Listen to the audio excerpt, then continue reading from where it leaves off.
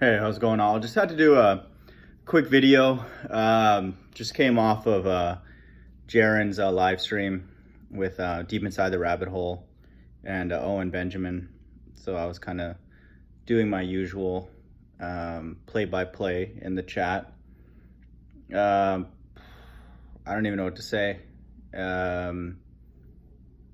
I know for sure I'm living in a movie now. Like yeah, there's no doubt about that. Like the Truman Show, where people are just kind of walking around giving scripted answers, is my life. And I'm not trying to complain or get pity, but it's obvious to me now. I'm literally probably going to start asking people if they're just actors, just to save myself some time, what they're allowed to talk about, and that type of thing. I mean, I already know now, for the most part, really the extent of what people are allowed to talk about.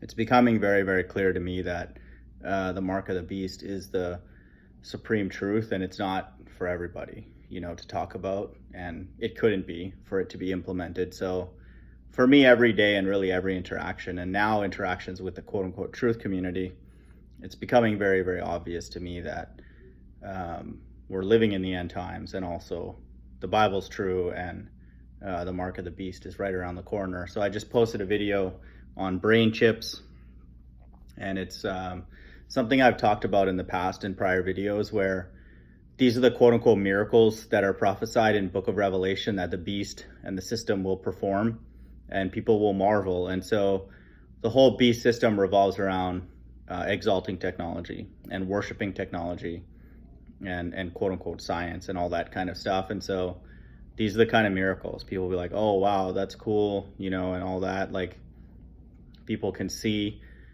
and all that type of thing. And it's doing the things that God can do in the spirit with technology. And so certain people will marvel, and then there's another group of us, looks like a relatively small group, will know that that's Bible prophecy, and that is the beast system. Because if the system was, leaning their ear towards God even slightly, they would know that God could heal people, and they would also know that God makes people blind, and he could, if he's asked, to make them see, without cutting a person's head open and putting an electronic device in their body, and thinking that that's somehow progress. It's like, you can just ask God. During the time when Jesus was here, many people asked him if they could see, and he gladly allowed them to. And we just live in a different time now, in my opinion, the last dispensation, where God is out of the picture. So everything is done through technology and all that type of stuff. So only in a satanic world would cutting a person's head open, putting an electronic device in their brain, and then allowing them to see maybe something is considered progress, when to me that's absolutely satanic, and further evidence that the quote unquote progress that's happening with technology is totally evil. It's all it requires, and I'm not saying this is simple, but is faith. A person can go to God, if they genuinely believe God exists and the God of the Bible, to ask to see, and if somebody does things and asks in faith, we have to believe that they would be able to see. But more and more people are getting dependent on this system, not just worshiping the technology, but dependent on it financially. And so the enslavement is really in full bloom. And that's what I wanted to talk about this hangout with Jeranism and all that. It's what the truth movement's doing and saying and not saying that, to me, is further evidence that we're in the end times. Because Owen Benjamin gets on there bright-eyed, just loving being a flat earther, and then talking about how we have control of our own garden. Just, if you don't like the GMO food, plant your own. If you don't, whatever, if you're grumpy, maybe you didn't drink enough water and stuff like that. I literally had to pinch myself. I'm like, is this really happening? Am I listening to three people who are proclaiming that the whole world has been deceived about the shape of the earth, which would require a tremendous amount of evil to execute a plan like that for many, many generations. But then getting on there and just, all smiles and giggles, just you have control over your destiny and all this health and wealth nonsense. It's satanic. There's nothing. It's nothing short of satanic for now truthers to be pushing government propaganda, because that's what it is. People don't have a home to plant a garden. Many people do not have homes. They barely have the ability to pay their rent for an apartment. Where are they going to plant these gardens? And even farmers now, if you watch financial commentary, which I suspect those people don't, they're getting absolutely brutalized, and it's required for this beast system. I'm saying it's Bible prophecy, but they're doing very, very poorly financially. And there's a lot of loan defaults and stuff going on because farming is a very CapEx intensive operation. Capital expenditures like tractors and all the different equipment that's needed to properly run a farm. It's extremely expensive. And so if food prices that are being produced on those farms go down, they're like any other operation, they will struggle, and potentially default on their loans. And this debt-based system requires, to be in debt, first of all, and then interest charges and all that kind of stuff. And so that's happening. And so it's not even easy to do that on a large, quote unquote, corporate type scale, business level, like a farm, much less, just planting a garden and just picking food off of that and eating that. That's insane. Like, I don't even know how to say that in a polite way, how somebody can say that with a straight face and then claim to be a flat earther, which anybody would have to acknowledge it's a massive deception and require a tremendous amount of evil to orchestrate that. So this to me is further evidence that there's something else going on, and God is in control of this, because that is literally something that is not human. Like, no normal person could get on a live stream and say those kind of things and say it with a straight face. For somebody to be that deep down in a conspiracy like that. I understand if you're into like other types of conspiracies that don't involve this much deception, okay, maybe you get some amount of sort of leeway in not knowing, that the educational system is a scam. The monetary system is completely evil and designed to enslave, and the governments are all, in coordination to do all these kind of things. Which is what a flat earther believes. If there is a genuine flat earther, you get those for free. You have to believe those. I'm sorry, people can't come here and pick and choose which conspiracies you believe. Once you become a genuine flat earther, and not an actor, then you have to take on all these other conspiracies. They just come for free because it's such a massive conspiracy. So for people to get on and kind of laugh and giggle. Obviously, we don't have to be serious all the time. I get that. But to talk about how we have control over our own garden and, just don't speak negative and all that, that's government propaganda. And so these people are shills if they remain down that path. Hopefully they graduate from that sandbox that they're in.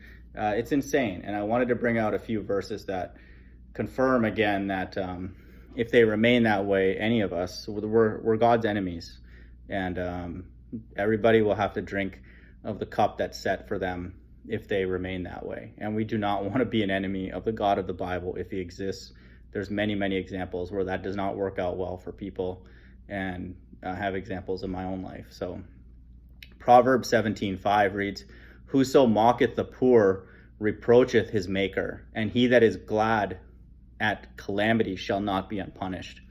So this, in my opinion, that live stream is mocking even the middle class. It's not even acknowledging the fact that the middle class can't do any of those things that they're asking, much less the poor. That's insane, that somebody, like I said, groups of people who are co-leaders in the flat earth and such a massive deception would be able to say the things that they're saying with a straight face, to me, is evil. And Proverbs 17:5 reiterates that's mockery. They're mocking the middle class they're even mocking some of the lower upper class that would not be able to do some of those things that they're talking about, because their future is uncertain as well with the way the corporate structure is. And but let's say the lower upper class would be okay to implement those things that they're talking about. The middle class certainly cannot, because they're being squeezed into either the upper class, and most of us will go to the lower class, and then the lower class, and then below that the poor, the homeless, have no chance.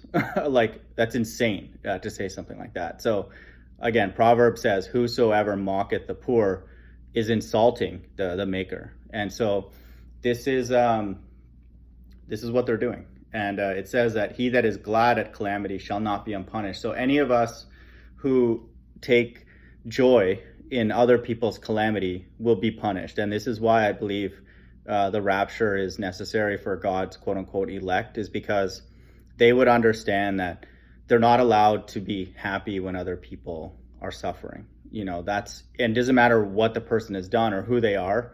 They know that the people that are closest to God, so they're taken away because God doesn't want them to receive any kind of punishment, because they're not glad when other people are going through calamity, and calamity is coming. And so to me, that's one of the main reasons, at least the spirit that's dealing with me, is necessary for this so-called rapture of God's saints, of the elect, of the chosen, whatever you call them. James 2:5 reads, "Hearken, my beloved brethren, hath not God chosen the poor of this world rich in faith, and heirs to the kingdom which he had promised to them that love him?" So the whole world really is against the Bible. And I'm saying this even for myself at times, we don't actually believe that God cares about the poor. We just think that they're just out there, tough luck, tough luck for them, better luck next time, just you deserve it or whatever. We'll say something and then just move on. And that's why the Bible runs completely antipodal to the world, is that the world thinks that people only care about the Owen Benjamins and the opinions of people like Deep Inside the Rabbit Hole or Jeranism and all that.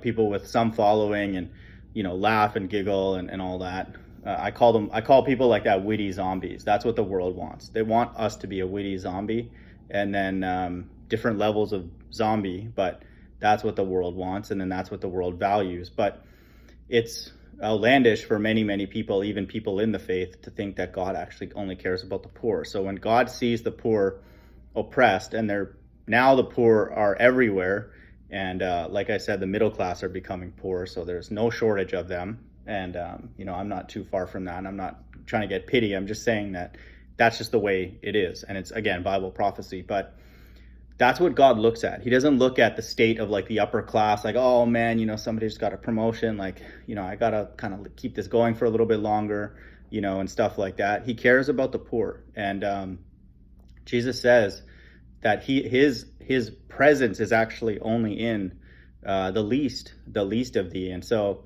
it's said in many, many places. Again, no one takes it seriously, but this, to me, that whole hangout is further proof that we're in the end times, and that there's a judgment waiting, for this kind of mentality, which is more prevalent, I would say, in America, this side of the world, but it really exists everywhere. Like, no one really cares, about people, quote unquote, below them. They're just looking to increase their status in the hierarchy, and or in the very least maintain their current position. And so that's the opposite of the way the Bible says. It says take the lowest place and be concerned about others, be concerned about the oppression and all that kind of stuff. And it says that God has promised the poor to be heirs of the kingdom. That also is outlandish, that people are like, there's no way God's taking spirits out of the poor and he cares about them and all that. That's why reincarnation is important to at least consider, because we don't know what that person who's homeless and sleeping outside just on the street corner, what God is doing in this final, in my opinion, incarnation. And so we don't know what they were like if reincarnation's real. In a past life, they could have been kings, princes, princesses, leaders, prophets, prophetesses. Like, we don't know. And so The God of the Bible has a heart for the poor, financially poor, not just that, spiritually, people that need things and all that kind of stuff. And so that's just the way it is. And so we have to be aware of this. I know it's difficult for most people in America to imagine this because we've been so brainwashed to think completely opposite of the way the Bible requires us to think, to transform our mind, renew our mind, like Paul says. But it's not for everybody. And it would behoove all of us to consider changing our mindset away from this world, because everything going on here is stupid, and evil. And that hangout today was evil. Like being clueless like that, you can get away with that here in America and get a few super chats and all that kind of stuff. But God's not buying that. God's not co-signing that kind of a hangout. Just being clueless and saying, just manage your garden, and you're in a bad mood, just drink more water and some of that. That's insane. That's absolutely insane. And then the God of the Bible is even more transparent, that he's behind the evil, but he's only going to do it for a certain amount of time. And he wants us all to, he's looking and he's keeping track of the way all of us react in this situation. And then that's what it is. And so we have to call out things that are evil, and do our best to not take part of them. I think that's really one of the few things that we can do in these days. And I'll openly say that hangout was completely evil. And I unsubbed from the channel. I'm really not getting anything from those anyway. But I don't know. I don't really understand, honestly, what the purpose of that whole hangout really was. And it's embarrassing, in my opinion, that so many flat earthers are stuck on flat earth. And to me, the only way that can be is if God is behind it. And so Matthew 22:14 reads, "For many are called, but few are chosen." Hope everyone's doing well. Bye.